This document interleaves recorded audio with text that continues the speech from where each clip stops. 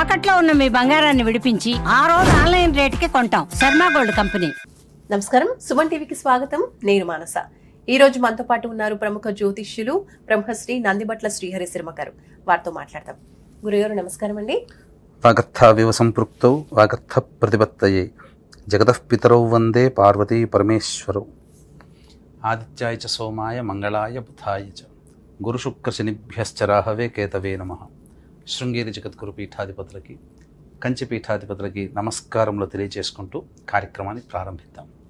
గురుగారు, ఈ శ్రావణ మాసంలో శ్రావణ శుక్రవారాలు ఎంత ప్రత్యేకమో శ్రావణ మంగళవారాల్లో కూడా అంతే ప్రత్యేకంగా పూజించుకుంటూ ఉంటారు. ప్రత్యేకించి మంగళగౌరీదేవిని పూజిస్తూ ఉంటారు. కాబట్టి ఇప్పుడు చివరి వారం మంగళవారం 19వ తారీఖు వచ్చింది.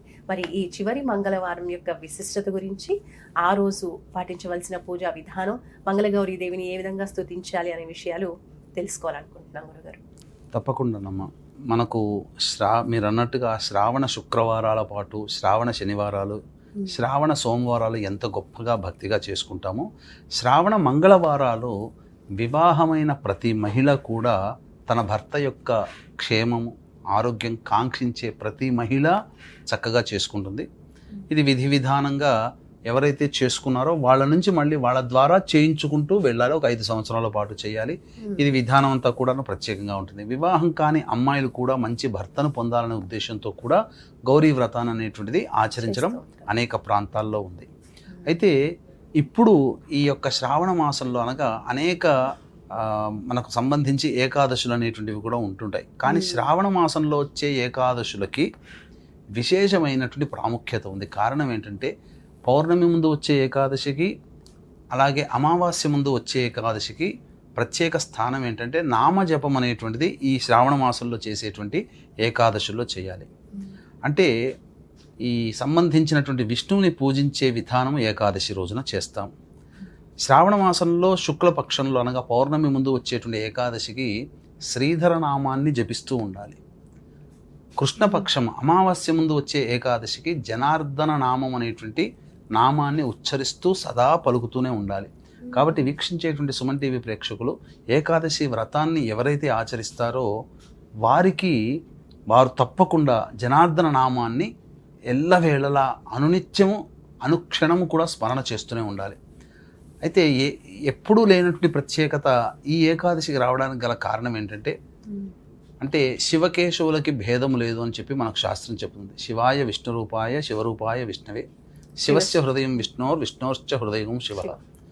కాబట్టి విష్ణువు మనసులో శివుడు, శివుడి మనసులో విష్ణువు, శివుడే విష్ణువు, విష్ణువే శివుడు. మనం పెట్టుకున్నాం భేదాలు, కానీ ఆ దేవతలకి లేవు ఎల్లప్పుడూ. అందుకనే శ్రీరంగంలో చూసినట్లయితే గురువారి టెంపుల్ ఉంటుంది కదమ్మా, అక్కడ విష్ణు చేతి అనగా ఆ యొక్క శేషతల్పము దగ్గర శివలింగం ఉంటుంది ఇప్పటికీ ఫోటోల్లో.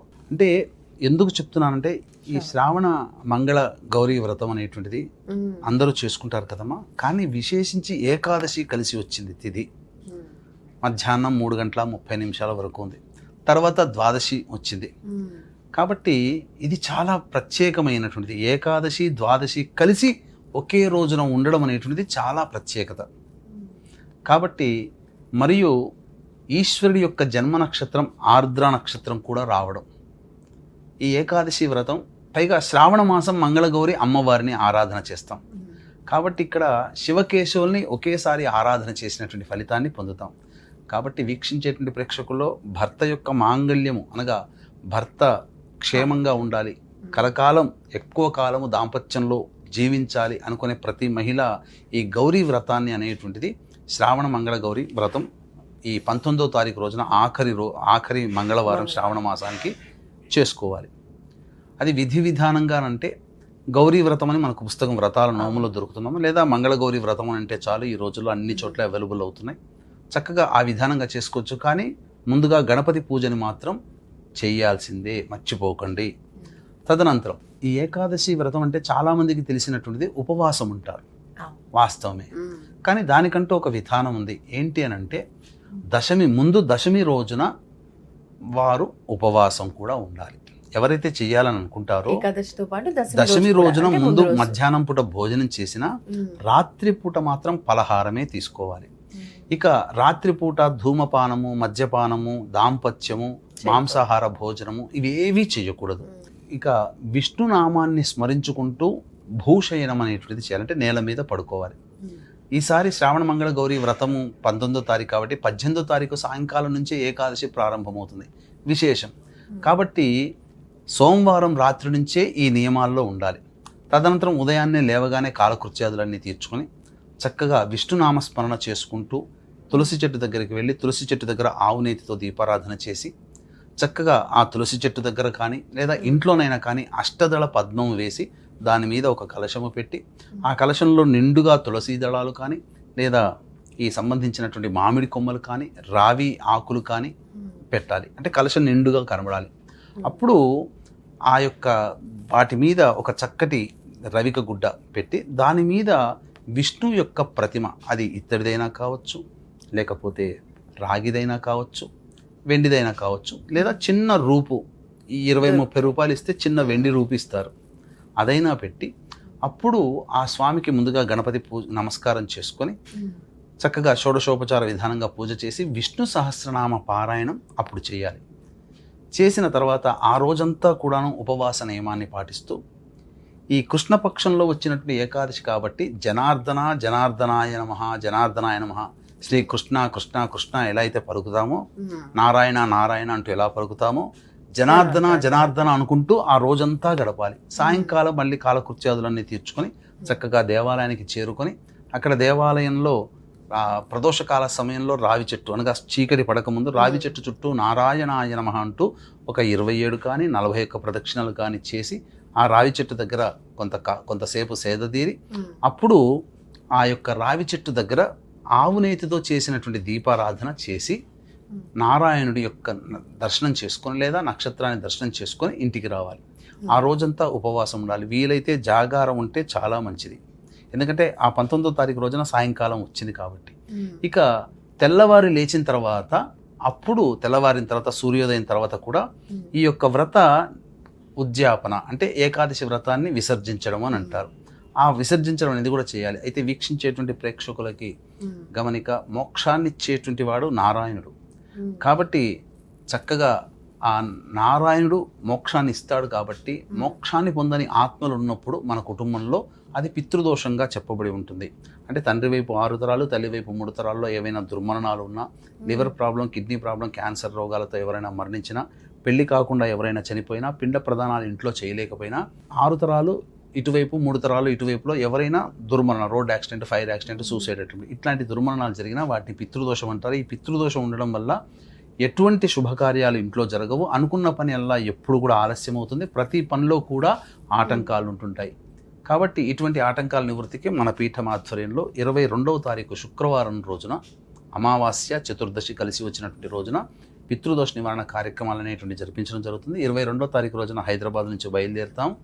తర్వాత 21వ తారీఖున బయలుదేరుతాం. 22న చేసుకుని మళ్ళీ 23వ తారీఖుల్లో మనం ఉంటాం. కాబట్టి అవకాశం ఉన్న వాళ్ళు కార్యక్రమం తదనంతరం కాంటాక్ట్ చేసి ఈ పితృదోష నివారణ కార్యక్రమంలో నమోదు చేసుకుని తర్వాత మీ జీవితం మారిపోతుంది, చక్కగా ఆనందంగా మీ యొక్క సంకల్పం నెరవేరుతుందని చెప్పవచ్చు.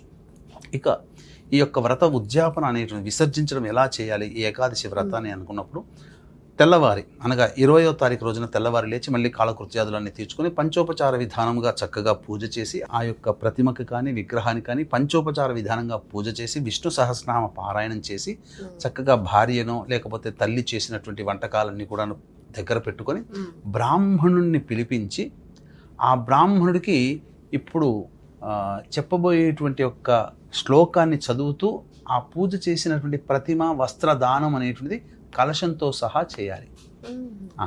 ఆ చేసినట్లయితే ఏకాదశి యొక్క పుణ్యవ్రతాన్ని వీరు పొందిన వాళ్ళు అవుతారు, ఆ ఫలితాన్ని పొందిన వాళ్ళు అవుతారు. ఏంటి ఆ శ్లోకం అనేటువంటిది కూడా మీకు తెలియచేస్తానమ్మా. ఈ యొక్క శ్లోకాన్ని చక్కగా చదువుతూ దానం చేయాలి. ఏమా శ్లోకము అనంటే శ్రీధర ప్రీయతాం మేధ్యశ్రియం పుష్ట్వా తత్వనుత్తమాం. ఇది ఈ యొక్క శ్లోకాన్ని శ్రీధర ప్రీయతాం మేధ్యశ్రియం పుష్ణాత్వనుత్తమాం అనేటువంటిది ఆ విధంగా చెబుతూ బ్రాహ్మణునికి చక్కగా దానం ఇచ్చిన తర్వాత అవకాశం ఉంటే ఇంట్లో భోజనం చేయగలిగితే బ్రాహ్మణుడికి భోజనం పెట్టండి, లేదా బ్రాహ్మణుడికి భోజన దక్షిణగా స్వయం పాకం అందివ్వండి. తప్పకుండా ఈ ఏకాదశి వ్రతం యొక్క ఫలితాన్ని పొందిన వాళ్ళు అవుతారు.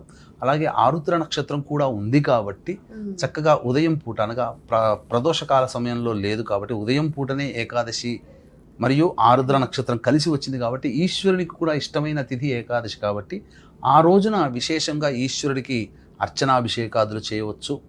అలాగే ఆరుద్ర నక్షత్రం కాబట్టి అన్నాభిషేకము దేవాలయంలో గనక చేసినట్లయితే శ్రావణ మంగళ గౌరీ వ్రతం ఉదయం చేసుకుంటారు కదా, మళ్ళీ అదే అమ్మవారికి అయిపోయిన తర్వాత అయ్యవారికి అన్నాభిషేకం, గంజి వార్చిన అన్నము గోరువెచ్చగా ఉండాలి, పొగలు కక్కుతూ ఉన్నట్టుగా ఉండకూడదు.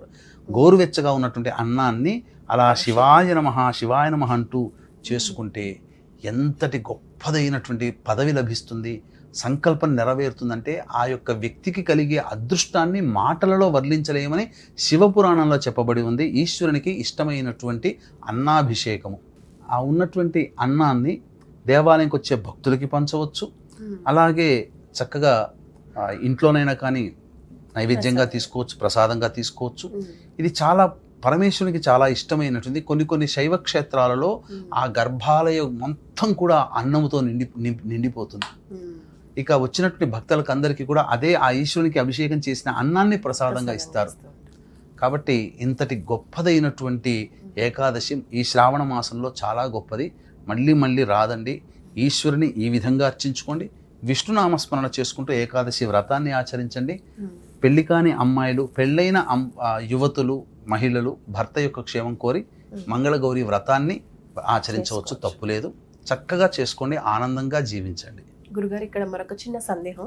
అందరికీ కూడా మంగళగౌరి వ్రతం చేసుకునేటువంటి ఆచారం ఉండొచ్చు, ఉండకపోవచ్చు. కానీ భర్త ఆయుష్ కోసం, భర్త ఆరోగ్యం కోసం ప్రతి ఒక్క మహిళ కోరుకుంటుంది కాబట్టి ఈ వ్రతం చేసుకునే ఆచారం లేని వాళ్ళు ఏ విధంగా పూజ చేసుకోవచ్చు? గౌరీ అమ్మవారి కనుక పసుపుతో గౌరీ అమ్మవారిని ముందుగా గణపతికి పూజ చేసి, గౌరీ అమ్మవారిని పూజ చేసి సంకల్పం చేసుకుని నా భర్త క్షేమం కోసం నేను చేసుకుంటున్నాను గౌరీదేవి, నీకు ఎంతటి గట్టిదైనటువంటి మాంగళ్య భాగ్యం కలిగిందో అందులో కోటి వంతు మాంగళ్య ప్రభావాన్ని, బలాన్ని నాకు అందించమా అని సంకల్పం చేసుకొని గౌరీ పసుపుతోనే మళ్ళీ గౌరీ యొక్క ప్రతిమలాగా చేసుకొని అప్పుడు గౌరమ్మని చేసుకొని చక్కగా గౌరీ పూజ చేసుకోవచ్చు, తప్పులేదు. దొరుకుతుంది అన్ని విధానంలో, పుస్తకాల షాపుల్లో గౌరీ వ్రత విధానం అంటే దొరుకుతుంది. ఆ విధానంగా చేసుకోవచ్చు, తప్పులేదు. ధన్యవాదాలు గురుగారు, నమస్కారం. సర్వం శ్రీ ఉమామహేశ్వర పరబ్రహ్మార్పణమస్తు. చూసారు కదండి, ఈ శ్రావణ మంగళవారం చివరి మంగళవారం ఏ విధంగా పూజ చేసుకోవాలి, అలాగే ఆ రోజు ఏకాదశి కూడా వచ్చింది కాబట్టి ఆ రోజు పాటించవలసిన విధి విధానాల గురించి గురుగారు తెలియజేశారు. అలాగే పితృదోషాలకి సంబంధించిన పరిహారాలు కూడా, అంటే పితృదోషం ఉన్నవాళ్ళు చేయించుకోవాల్సినటువంటి పరిహారాల గురించి కూడా తెలియజేశారు. వాటి గురించి కూడా మీరు తెలుసుకోవాలి అనుకుంటే స్క్రీన్ పైన కనిపించే నంబర్స్కి కాల్ చేసి మాట్లాడవచ్చు. చూస్తూనే ఉండండి సుమన్ టీవీ. నమస్తే.